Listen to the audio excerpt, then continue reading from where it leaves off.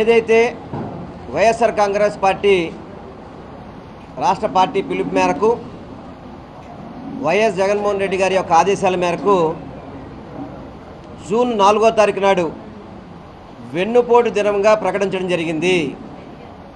ఆ వెన్నుపోటు దినాన్ని 175 నియోజకవర్గాల్లో కూడా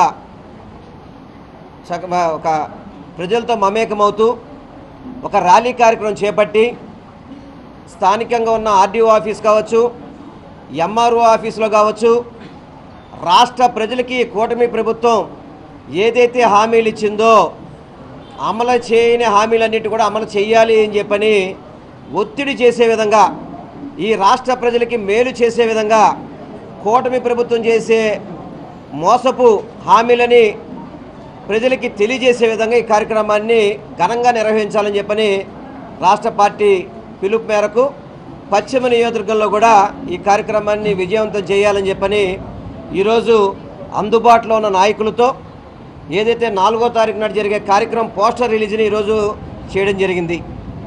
దీని ముఖ్య ఉద్దేశం ఒకటే, రేపు జూన్ 4వ తారీఖు నాడు ఈ కూటమి ప్రభుత్వం ఏర్పడి సంవత్సరం పూర్తవుతుంది.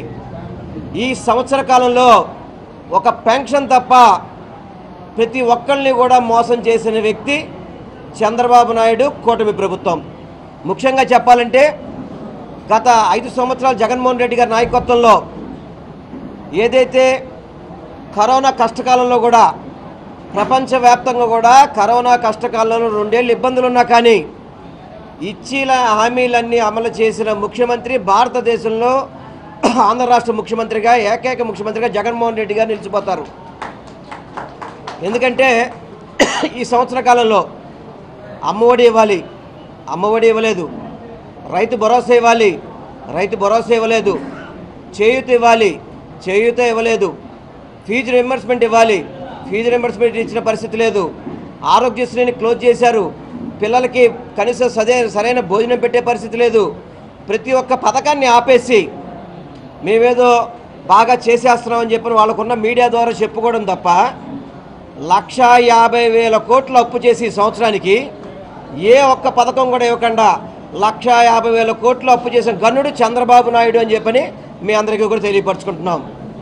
అందుకనే రేపు 4వ తారీఖు నాడు ఎవరైతే సంక్షేమ లబ్ధిదారులు ఉంటారో వాళ్ళందరినీ కలుపుకొని వైఎస్ఆర్సీపీ పార్టీ తరఫున ఈ హామీలు అమలు చేయాలని చెప్పి ఒత్తిడి చేసే విధంగా వైఎస్ఆర్సీపీ పార్టీ పశ్చిమ నియోజకవర్గం నుంచి వేలాది మందిలో ర్యాలీ చేసి ఆ యొక్క మెమరాండం ఇచ్చి ఈ రాష్ట్ర ప్రభుత్వాన్ని మెడలు ఉంచే విధంగా వైఎస్ఆర్సీపీ పార్టీ పనిచేస్తుందని చెప్పి మీ అందరికీ కూడా తెలియపరచుకుంటున్నా.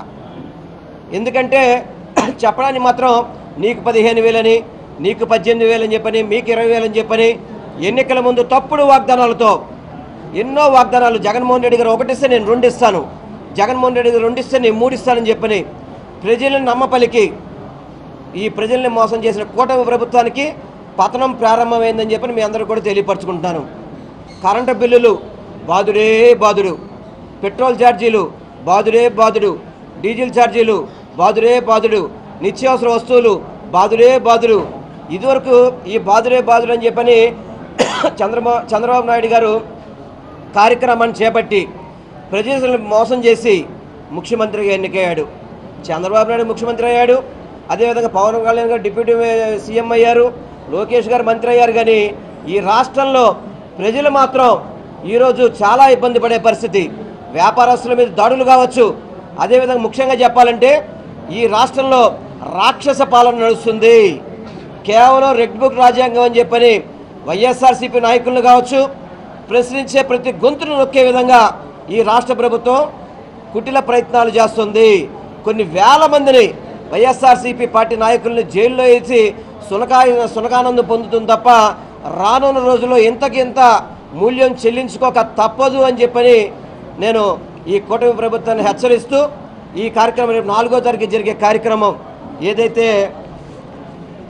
9 గంటలకి 40వ డివిజన్లో మన బ్యాంక్ సెంటర్ నుంచి స్వర్గీయ వైఎస్ రాజశేఖర రెడ్డి గారి విగ్రహం దగ్గర నుంచి ప్రారంభించుకొని అటు నుంచి ఆర్టీసీ వర్క్షాప్ రోడ్డుగా ఎంఆర్ఓ ఆఫీస్కి ర్యాలీ చేయడం నిర్ణయించిందని చెప్పని పార్టీ నిర్ణయించిందని చెప్పని ప్రతి ఒక్కళ్ళు వైఎస్ఆర్సీపీ నాయకులు కార్యకర్తలు వైఎస్ఆర్సీపీ కార్యకర్తలు అదేవిధంగా సంక్షేమదారులు ప్రజానికం అందరూ కూడా ప్రతి ఒక్కళ్ళం కలిసికట్టుగా పనిచేసి ఈ ర్యాలీని విజయవంతం చేస్తాం.